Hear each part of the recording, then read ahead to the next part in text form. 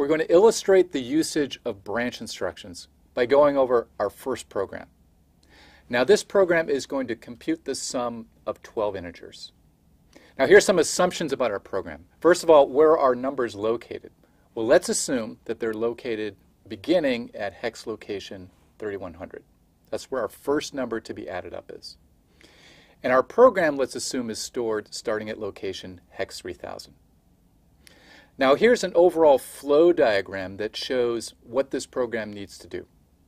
First of all, we need to initialize some values.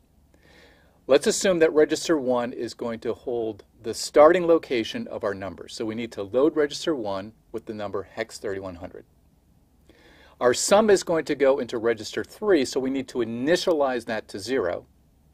And then register 2 is going to tell us how many numbers we need to add up. So it's going to keep count on whether we've reached the end. We've added all 12 up. So we're going to initialize that with the number 12. Now here's the main loop in our program. First of all, we check to see whether R2 is 0. Have we added up all of our numbers? If so, then we're done. We've done the complete addition. If not, then we're going to do a number of things. First of all, we're going to get the next number. And remember that R1 is going to point to the number that we're going to get.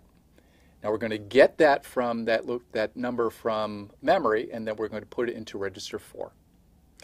Then we're going to add that to our running total. Remember, R3 holds our running total. So we're going to add R4 to R3 and put that back into R3. Now what we need to do is we need to increment our pointer to our next number. So we take R1, remember that points to the next number to get, and we add 1 to it, and we store that back into R1.